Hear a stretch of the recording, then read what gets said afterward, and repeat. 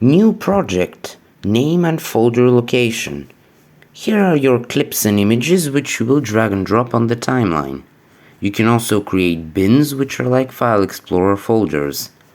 Drag your clip on the timeline, select it and go to Sequence Settings. If you want a different resolution or frame rate, set it here. This switches between frame counter and elapsed time from beginning. Drag another clip. Moving this gives you a rough preview. Use this drop down to reduce the preview quality if the playback is not smooth due to a slow computer. This red thingy cuts the ends of the clips but keeps necessary frames so that any transitions you will add will be smooth. Ripple delete to remove space between the clips. I set transitions so you can go to the effects workspace, that's how they're called. Drag a transition in between the two clips. If any of them hasn't been done up with the red thingy, you will get repeated frames or you will have to place the transition only on one of the clips. Time for editing. Turn on whatever you want to edit and it will automatically add a keyframe at the current time. From this point onwards, the animation will unravel till the second point you will add. If you want it to start at the beginning of the clip, drag the pointer to the beginning and then turn the animation on. Here I slide to my second point in order to add another keyframe.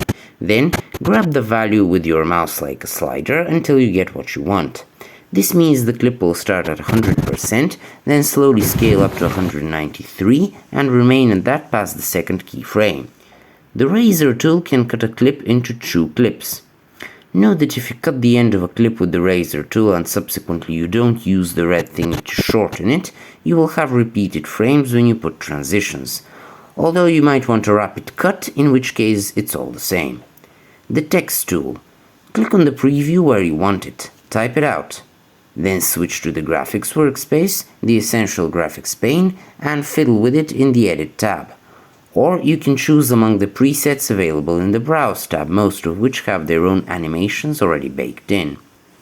On the timeline there are multiple tracks. If I move the clip to a track higher up, the text will remain invisible behind it.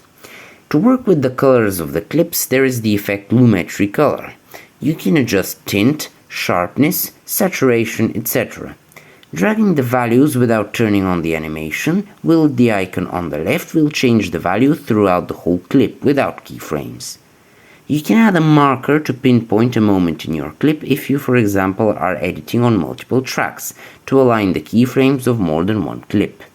The easiest way to mute a clip is with the M button next to a track, but you want to move the audio to an unused track first because it will mute the whole track.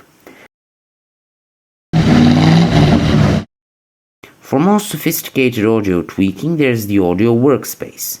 Attach a tag to whatever audio you're working with. This is a sound effect, for example.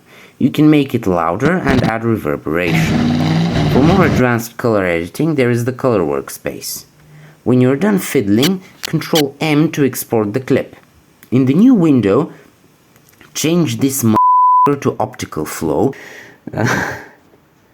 Okay, click on the name to choose a safe location and, well, a new name. Make sure the format is a high bitrate. I recommend H.264 for starters and compatibility across platforms.